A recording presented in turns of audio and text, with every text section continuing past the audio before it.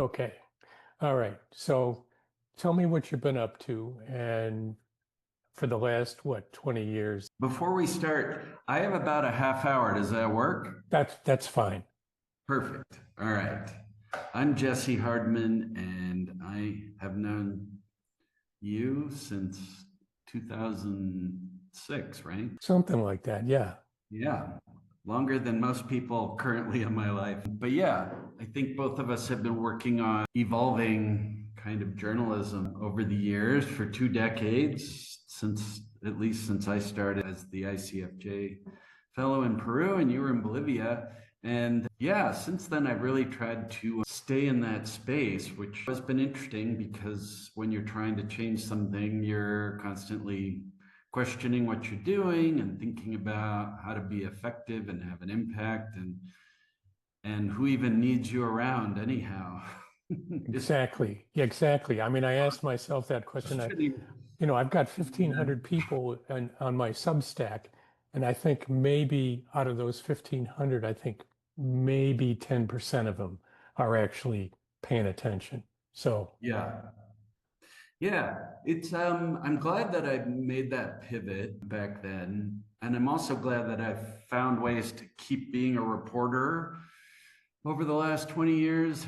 Also teach graduate school journalism, doing all those different things I feel like has helped me answer that question of like where to actually put my energy and why it matters instead of just doing one thing. So I'm pleased about that and looking back at that time in my life when I met you. But yeah, it's also complicated. I was just messaging a former student of mine from the City University of New York's Graduate School of Journalism, and I saw him post something on LinkedIn, and he's now a reporter for a Financial Times vertical that focuses on equity investments. He took my radio class and he took my international reporting class, and he's doing neither of those things, but he clearly has landed in a space where he's getting paid. He appears to make enough money to live in New York, which is, I told most of my students to leave if they wanted to be journalists. But yeah, he's adapted and he's still, writing and being a journalist, but he's figuring out the business model of how one survives. And I think that's really at the core of what I think about is both how journalism impacts communities and how the people who do it can survive by yeah.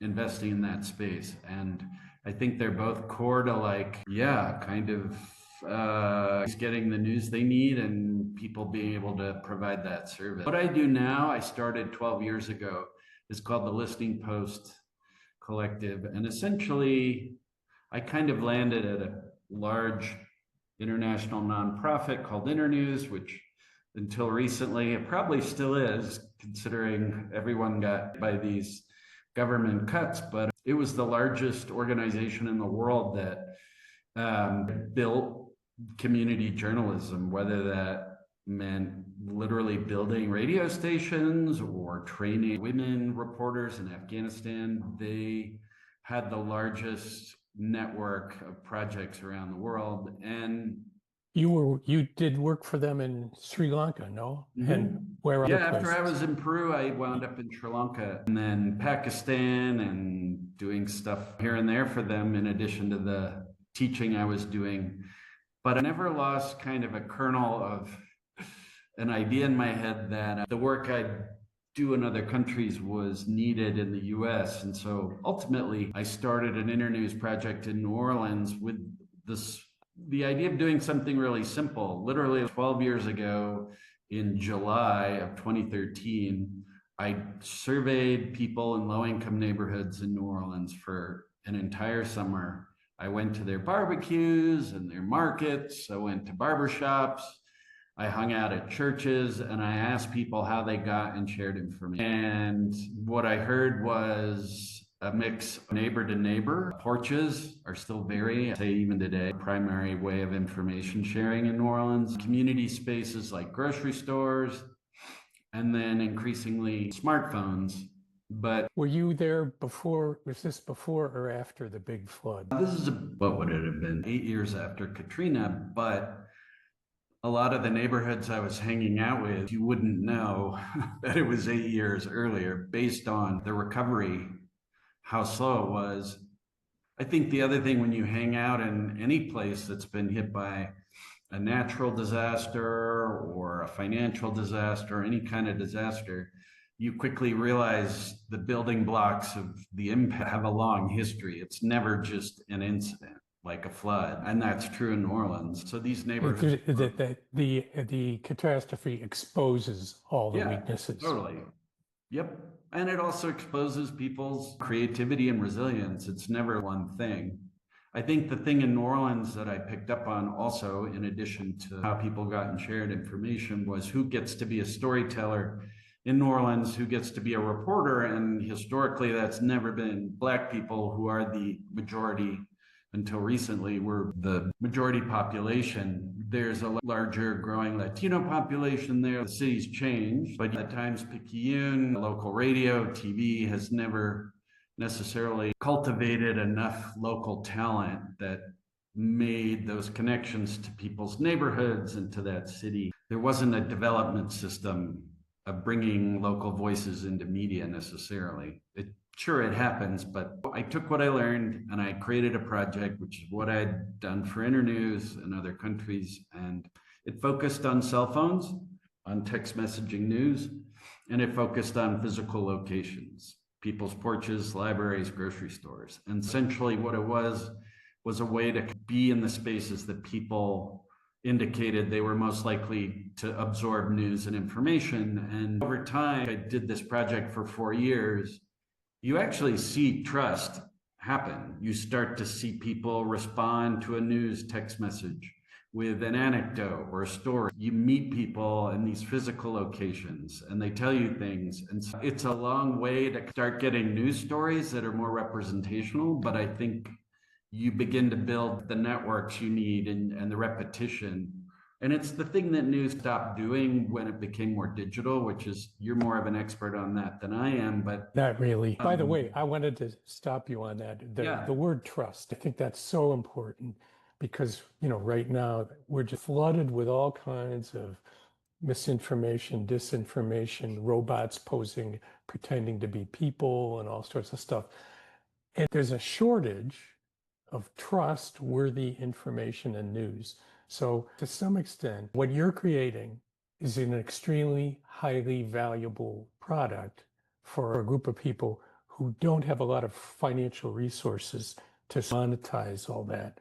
And that seems to me to be a big challenge, is that there's a separation between people needing information and it can be costly to produce. I mean, you got to have a life, don't you? Well, I think the startup cost of what we're talking about is the piece that can cost more and take longer. But if that initial investment is done in a thoughtful way, then you're creating a system that you can build on or rely on. And the platform you're using might change, the physical location where you connect with people might change, but the theory behind it hopefully is the same. I'll also add just one thing to what you were saying about trust. There's also a massive purposeful mechanism of trying to create distrust that's invested in. So not only is the job building trusted networks, but it's also mitigating all the efforts to make people not trust anything. I think I'll send it to you, but I went back to Peru maybe 5 or 6 years ago, and I did a public radio story about the legacy there when Fujimori in the late 80s and the 90s was in charge of that country. One thing he did was he was really foreseeing this whole fake news idea. And what he was doing was literally creating tabloids that their sole purpose was for him to create mistrust and put out misinformation on spectacular front pages. He would create more and more of these tabloids to flood the market and create a culture of nobody believing anything. And I'll never forget, I took this researcher, sociologist with me to a newsstand, and I talked to the proprietor, and the guy was like, didn't believe in his own product. And he was even pointing at the academic and saying, you're a liar.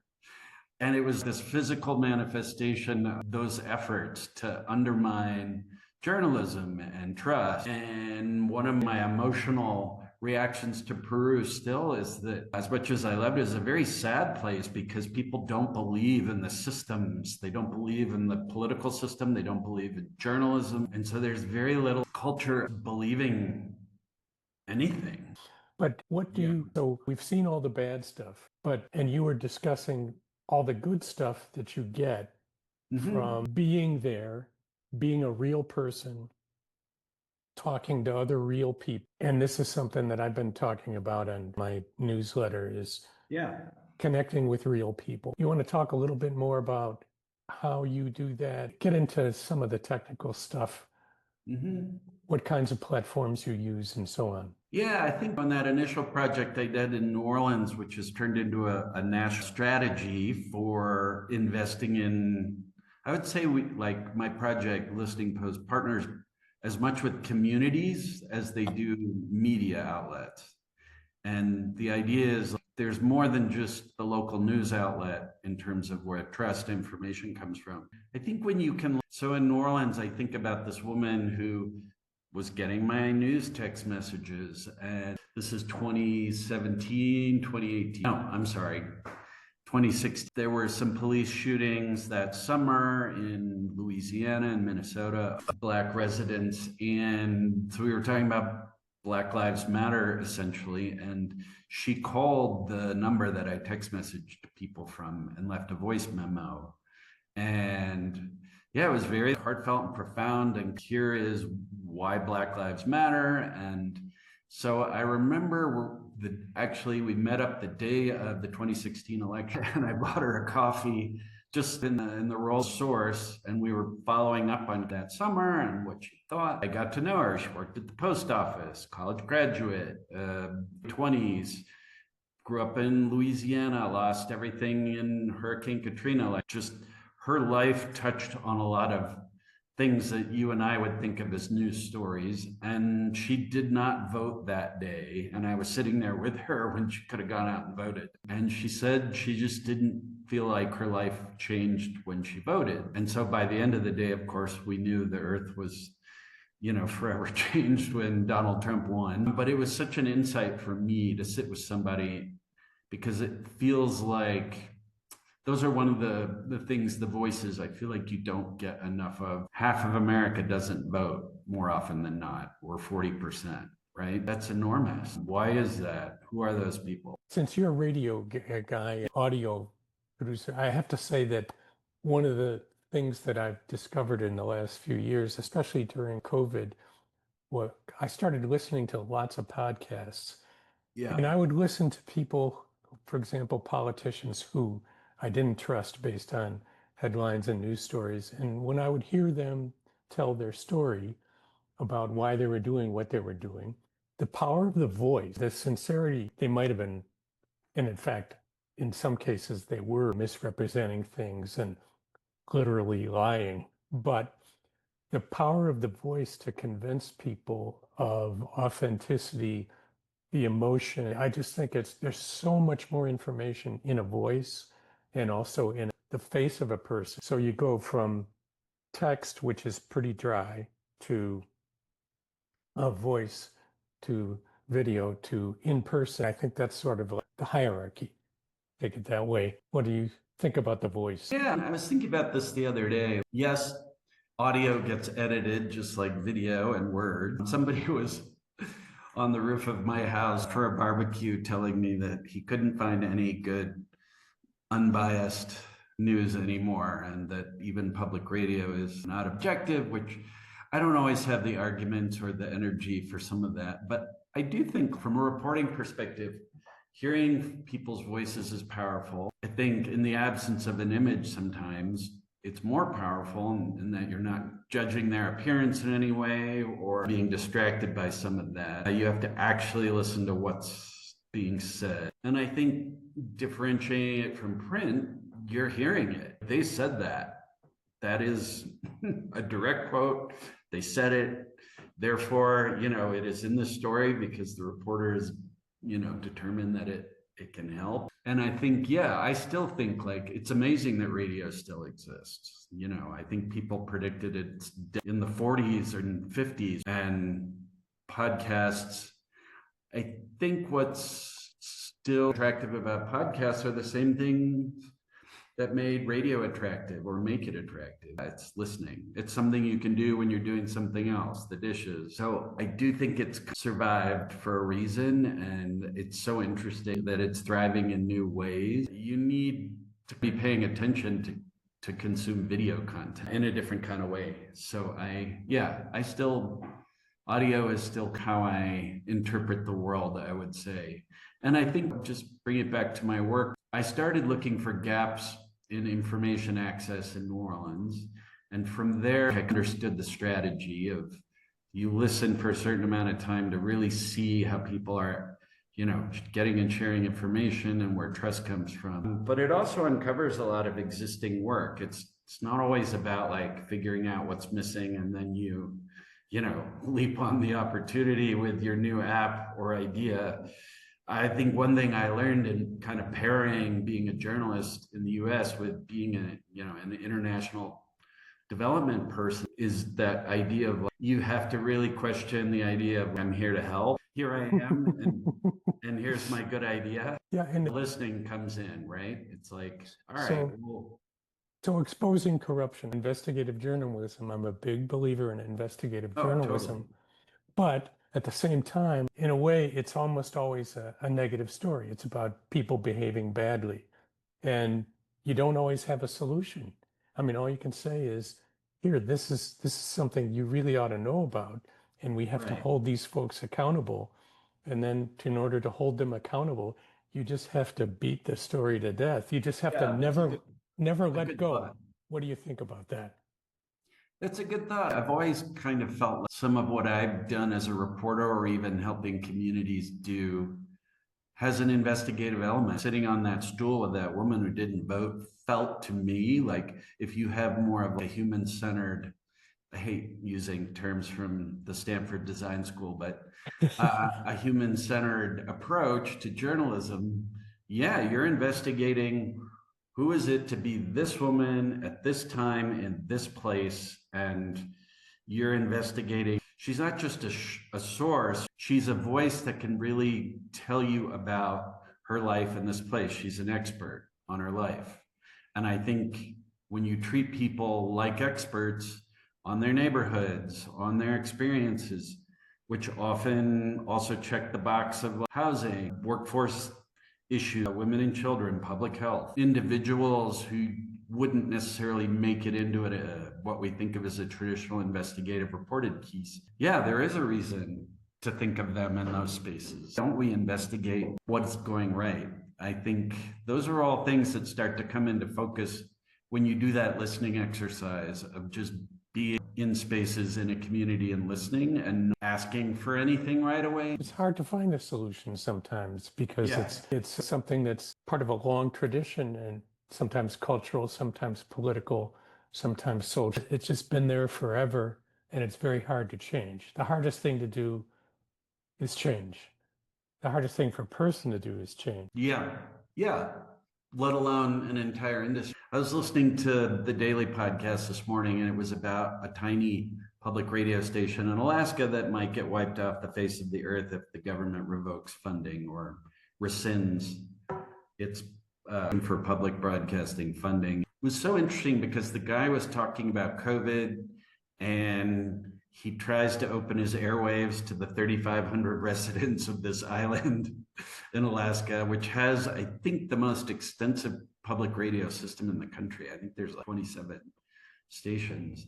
But he was talking about opening the airwaves, people call in, it's a form of telephone in that part of the country. And during COVID, after a while, he would have public health experts on, and the call-in stuff became so full of misinformation and people questioning everything that he had to shut down the call-in aspect because people were sharing so much misinformation. And per his mandate as a public radio station, he had to mitigate the flow of misinformation. And it was just interesting to hear it in that context, because obviously, as more and more people get primarily their information from Facebook or Instagram or TikTok, I feel like my brain is being pushed into the how do we deputize a local editor? And how do we get people to trust that person? Or how do we deputize an existing person with trust who's trained or has a journalism background to kind of be a community editor, because information is so decentralized. You Yeah. literally need somebody to be looking at an editorial mind, to be looking at everything from a physical billboard to TikTok in a community, to have any sort of cohesive sense that people are getting sourced true information that they can use. And so I've been thinking a lot about that. That seems like a community role almost at this point, because information's coming at you from so many different angles. Well, you mentioned community being really the source of news and information rather than journalists. And I tend to believe that also. What kind of advice do you give young people in the profession or students considering journalism? Um, I mean, personally, I think it's a great, it's a great job. If you could get paid, it's Right. but what do you tell people? Well, about their career path, Yeah. whatever. It's interesting. I keep up with students and mentees because I get as much out of it as they do or more. One of the reasons I keep in touch with them is I'm trying to stay relevant, not just in my work, but also in how I consume information, and be open to some things that they understand much better than me, and they make my work better. I don't know how helpful I am anymore, aside from I think their creativity and their malleability in terms of where they appear online and in person is so intuitive to them. It's not as much of a stretch as it can be for me. I try and help them think about ways to get paid to do those things that have become so intuitive. They are better at TikTok and better at social media. They know where community information is coming from often if they're still based in their community. The things that I taught them were basic journalism, how to craft a story, rules of journalism. I think those are all important. And so I think some of the work I'm trying to create for people through my listening post platform is just having that journalism skill set, having that ability to tell stories, and whatever platforms people are getting information from is worth money, and where can we find funding for you to do that. There's an outlet, Boyle Heights Beat in East Los Angeles area, that I mentored, partnered with for 4 years when I lived there, and it's now gone from being a quarterly bilingual newspaper and digital outlet to part of this universe of the American Journalism Project, which is one of the main drivers of development in the US. And Cleveland's got a huge AJP outpost. Which one is that? Sorry? Which one? Cleveland has one? Yeah, the AJP invested in, I have to think of the name. Signal Cleveland? Signal, yes, that Yeah, is. I'm familiar with Signal. They have this great service documentary. People go to public meetings that would otherwise not be covered. Right. Yes. It's filling a gap, and they're bringing their mentality, strategies, franchise to different cities, and LA is one of them. And so they've absorbed this project I used to work on, and it's created jobs for some of my old mentees. And I couldn't be more excited. I think that was always the potential of training high school kids how to be journalists. Was they all went to college, could they come back, and would there be jobs for them? Can you build on an idea, which was, can teenagers cover their community, and can you build on that? And so it's exciting to see an investment where that's actually happening. Some of it's uneven because journalism funding often is still imposing certain kinds of standards that I think younger people find unnecessary or stifling. Like what's one? What would be one? I think some older ideas around headlines and just the sense of how much content needs to be published and what does it need to look like. I think some of these younger folks think of an Instagram post in the way that I used to think of a 4-minute radio feature. It's not that they didn't put effort or thought into it. It's multi-platform. It's a hit of information in their world. It's what they're seeing in terms of how information is shared. So I think feeling forced into a box of more of a rote story is frustrating. And also, what are they good at? Audience. They are good at audience. They're good at engagement. They're good at telling a story, often through video. And I think, so it's, can you create that balance between some standards and what's new? I was at a conference a few months ago, and I was in Lafayette, Louisiana, and sitting there in the audience was Dean Baquet, who used to run the New York Times. Super lovely guy who's super thoughtful about all of this and seems to still be looking at how we evolve. And so our conversation was around, well, what do we keep? What do we keep from journalism while we evolve? And he said that he felt like some of that was shrinking, but can we really identify the 3 or 4 things that we still need in order to consider it journalism? And I really liked the way he framed that, because that's where this thing in my head around, could you create a community editorial layer? Community. All this decentralized information, could we do that? Public service. When you say community, we're talking public service, and then we go beyond journalism to talk about communities and public service to communities, and having communities decide what should be their public service. How should they be served when they start having a say about how they should be served? That whole concept of journalism as a public service, in economic terms, journalism is not a business. It's entirely a public service. There's nothing. You're the business guy on the call. I think there's room for different things. I just wonder if it emanates out of a public library as opposed to a failing business model. There you go. But I don't have an opinion on that it can't be for profit or that it has to be nonprofit. Or I don't know why we would put those kinds of restrictions on something. I do like the idea of having this, again, going back to this listening piece. It'll look different in every community. The work I do looks different. I invest in a WhatsApp group. I invest in a tribal radio station. I invest in an Instagram feed, or somebody who still wants to put out a newspaper because people like that. I just think the piece that has to be there is for us to stop saying this new thing is going to change everything and solve everything, and more returning to this idea of listening to the community. Where are you? Where's your information coming from? What does it look like? And being adaptive. And I think the physical piece of creating opportunities in person to listen and share, that piece doesn't go away. And actually, I was at a conference recently and somebody was saying to me they're seeing an uptick in people wanting in-person interaction. Has to do with coming out of COVID, but also just feeling overstimulated by how much information digitally we're all being bombarded with. And so how do you stand out information-wise? Yeah, there's still a role for a billboard. There's still your church announcements, pamphlet. Those spaces still matter. And radio, they haven't been phased out entirely for a reason. So how do we tap into that? What are some of your favorite sources of news in English or Spanish? I live in Mexico. I don't buy the paper every day. There is still an army of newsstands here. This morning I did this. I read a headline about the president of El Salvador recalling the ambassador to Mexico. And I literally stood at this guy's, like, he was selling papers and chicken.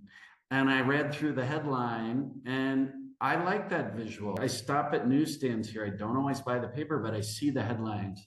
And it is kind of like social media in that you're getting pieces of information. I still like podcasts and audio because I can do some of that in the course of my day. And because I'm boring, I spend way too much time on the New York Times website. But I'm also crowdsourcing neighbors. Yeah, but I don't know. I think we're lucky that there's much more community involvement in media than there has ever been. I think that makes it more equitable. The piece that's missing to me is, this idea of, can we create a community editorial layer? And can we figure out what to keep from journalism and to pay people to do it without imposing things that may be outdated in terms of format and length? And if a community is going to most likely get the information in Spanish through an Instagram slideshow, then you should put your 8,000 word investigation of there as well. Don't skip writing it, but don't feel like your job's done once you publish that online. I think that's the smart evolution. Do we care enough about how people actually get information? Because the people trying to misinform people do, and they're good at it. They're better than you and me. And Exactly. It's scary how good they are. yeah, so that's how you fight it, I think. Yeah. You got any advice for me? Advice for you? Yeah. I'm 74, tired. Well, you're curious. That's why you're fun. You're still exploring this stuff. You've never turned your back on whatever's happening in the moment. I don't think people like you and I, sadly, can be cured of our curiosity and interest in this. And I think we still have something to share and to add. But I think our most useful quality is being open and being curious and talking to younger people. I started a podcast with one of my Boyle Heights Beat mentees about technology, and I do it as an excuse to hang out with her, even though it's through Zoom often, but also because I learned so much about how information's evolving. We were just talking about the protests in LA, and it's so interesting that in less than 15 years, you've gone from saying that Facebook kind of, fueled the Arab Spring and everything we saw in Egypt to in LA in 2025, people being careful to stay off social media because it could be used against them and it could help ICE track them down. And you've seen this complete shift in some ways of the people who run those platforms in how they're getting used and their own perspectives on the tools they've created. And for her, it's like, be careful if you're going to be on social media as much as she relies on it. And I just think back to that moment of Egypt in 2011, and it felt like, oh, the community has control. This is interesting. And now it feels like the government has control, and you need to have more of an offline mentality in terms of information sharing. And so it's really interesting to watch the shift in how this all gets used. And I just try and listen. I don't know everything. The only thing I'm aware of is the only thing I'm sure of after 12 years of doing this is to listen to people online and offline and pay attention to where they're creating their conversations and where their information's coming from. That's the only thing I'm convinced of.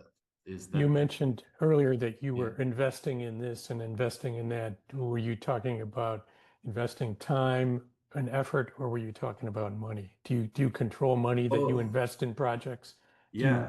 You invest in projects? The listening leads to figuring out where in the country needs investment in information. We call it information ecosystems, which is a term that sounds very academic, but it's basically this idea of in any community, who's trusted, where does local information come from that people need, and how are people passing it along? And once you know that, if it's a WhatsApp group, if it's a community meeting, if it's an online radio broadcast in Spanish, it runs the gambit. But then, all right, who's willing to collaborate? And then there's like an investment in that work to make it sustainable. A monetary investment. Yeah, $20,000. And you can get that. I took everything I learned and created a playbook called the Listening Post Civic Media Playbook. Anyone can log in and you can apply for grants. And the idea is just, if you make that listening investment, there's money attached to it. If you figure out based on that, what to build or what to build on, there's money for that.